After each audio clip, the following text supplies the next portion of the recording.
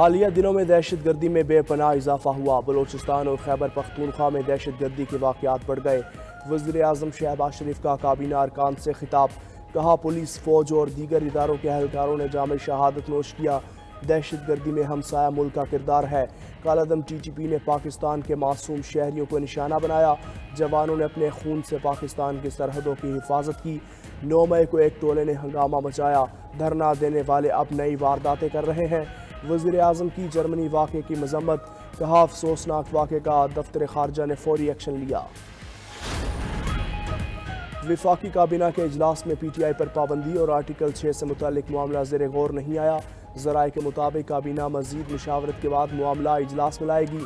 126 ممالک کے لیے ڈیجیٹل ویزا دینے کی منظوری دے دی گئی۔ ایس سی سی پی ایکٹ 1997 کے تحت خصوصی عدالتوں کے قیام کی منظوری۔ پاکستان اور ڈنمارک کے درمیان ایم او یو پر دستخط۔ نیجکاری کمیشن کے بورڈ کی ارکین کی تعداد میں اضافے اور متروکہ وقف املاک بورڈ کے چیئرمین کی تعیناتی کی بھی منظوری دی گئی۔ امریکہ اور پاکستان کے درمیان پارٹنرشپ کی بڑی تاریخ ہے۔ دہشت گردی کے خلاف جنگ میں پاکستان کی قربانیوں کی قدر کرتے ہیں۔ امریکی سفیر ڈونلڈ بلوم کا تقریب سے خطاب، کہا گزشتہ سال دونوں ممالک کے درمیان تجارت 9 ارب ڈالر سے تجاوز کر گئی۔ ہم پاکستان کے آئی ایم ایف کے ساتھ کام کو سپورٹ کرتے ہیں۔ امریکہ پاکستان میں صاف پانی، تعلیم، صحت اور دیگر شعبوں میں سرمایہ کاری کر رہا ہے۔ گزشتہ کئی سالوں میں امریکہ نے پاکستان کو قدرتی آفات، سیلابوں اور معاشی طور پر سپورٹ کیا۔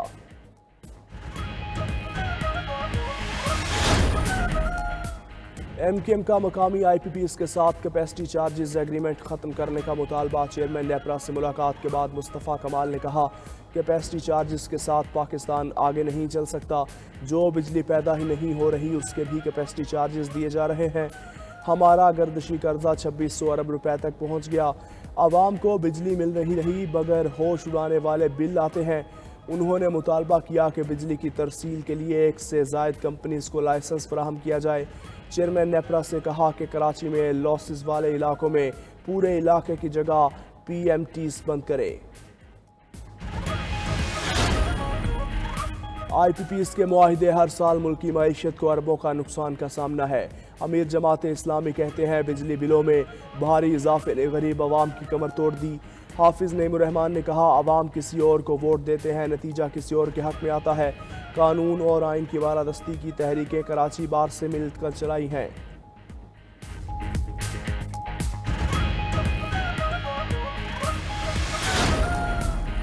آئی ایم ایف نے پاکستان کو نئی تاکید کر دی۔ ذرائع آئی ایم ایف کے مطابق ایم کیو ایم کی شرائط حکومت کو ہر صورت پوری کرنا ہوگی۔ پاکستان کو سیاسی چیلنجز نمٹنے کے لیے اپنے طور پر اقدامات کرنا ہوں گے۔ پاور کے شعبے میں بری کارکردگی اور پیداواری لاگت سے نمٹنا ہوگا۔ آئی ایم ایف سیاسی معاملات پر کوئی تبصرہ نہیں کرتا۔ ہر شعبے کو ٹیکس میں بہتری کے لیے کردار ادا کرنا پڑے گا۔ زرعی ٹیکس کا قانون بننے پر لاگو ہونے کا امکان۔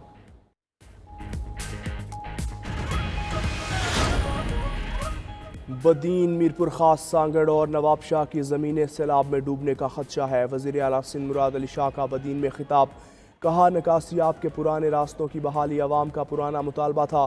ایل بی او ڈی کے ڈیزائن سے قدرتی پانی کے راستے بند ہو گئے تھے۔ ایل بی او ڈی کے ڈیزائن پر بی بی شہید نے بھی اعتراض کیے تھے۔ ایل بی او ڈی 1980 کی دہائی کا منصوبہ تھا جسے واپڈا نے تعمیر کیا تھا۔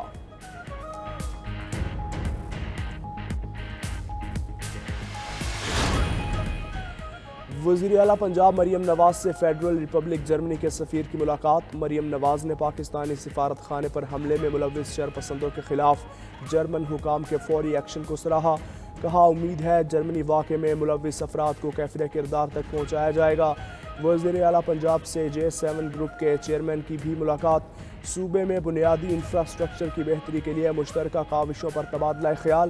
مریم نواز نے کہا حکومت نجی شعبے کی سرمایہ کاری کی حوصلہ افزائی کر رہی ہے۔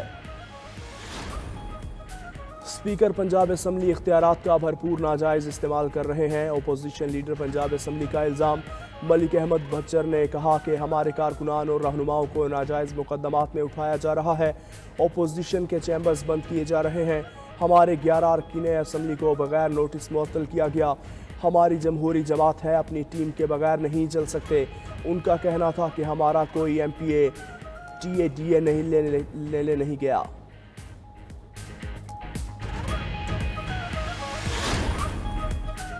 اسلام آباد ہائی کورٹ نے الیکشن ترمیمی ایکٹ کے خلاف PTI کی درخواست پر لارجر بینچ تشکیل دینے کا عندیہ دے دیا۔ عدالت نے اٹارنی جنرل کو نوٹس جاری کر کے معاونت کے لیے طلب کر لیا۔ وزارت قانون اور الیکشن کمیشن کو نوٹس جاری کرتے ہوئے 10 روز میں جواب بھی طلب کر لیا۔ PTI وکیل نے استدعا کی کہ ریٹائرڈ جج کی تعیناتی میں چیف جسٹس کی مشاورت ختم کر دی گئی، معاملے پر لارجر یا ڈویژن بینچ تشکیل دیا جائے۔ چیف جسٹس عامر فاروق نے ریمارکس دیے کہ دوسرے فریق کا جواب آنے دیں، پھر دیکھیں گے۔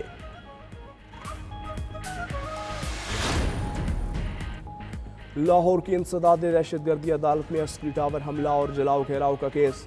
عدالت نے عمر ایوب اور اسد عمر کی حاضری سے معافی کی درخواست منظور کر لی۔ عدالت نے ملزمان کی عبوری ضمانت میں 2 اگست تک توسیع کر دی۔ اعظم خان سواتی اور مسرت جمشید چیمہ سمیت دیگر ملزمان پیش ہوئے۔ دیگر ملزمان کے شامل تفتیش نہ ہونے پر عدالت کا اظہار برہمی۔ ریمارکس دیے کہ ملزمان حلف لکھ کر دیں کہ وہ شامل تفتیش ہوں گے۔ ملزمان کے وکلاء بحث کریں ورنہ میرٹ پر فیصلہ کر دوں گا۔ اگر کسی نے تاخیری حربے استعمال کیے تو کوئی رعایت نہیں برتی جائے گی۔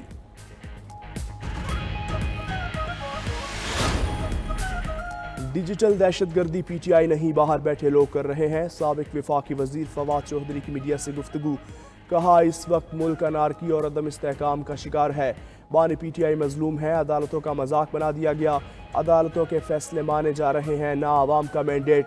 زرداری اور نواز شریف تاریخ کی غلط سائٹ پر ہیں، جو بھی ان کا ساتھ دے گا وہ تاریخ سے نظر نہیں ملا سکے گا۔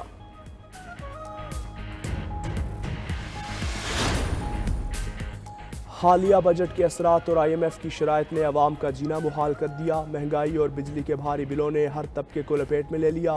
کاروباری سرگرمیاں شدید متاثر، بے روزگاری میں اضافہ، گارمنٹ سمیت ہر چیز کی قیمت بڑھ گئی۔ بھاری بل ادا کرنے اور کاروبار نہ ہونے سے تاجر سر پکڑ کر بیٹھ گئے۔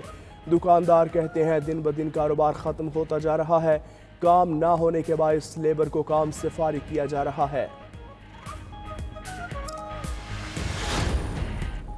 ملک کے کئی شہروں میں مانسون بارشوں نے رنگ جما دیا۔ لاہور کے مختلف علاقوں میں بارش سے موسم خوشگوار، آج دوبارہ بھی ہلکی بارش کا امکان۔ محکمہ موسمیات نے پنجاب بھر میں مانسون بارشوں کا اسپیل 25 جولائی تک جاری رہنے کی پیشگوئی کر دی۔ کراچی میں گہرے بادلوں کے ڈیرے، صبح سویرے مختلف علاقوں میں بوندا باندی سے موسم دل فریب۔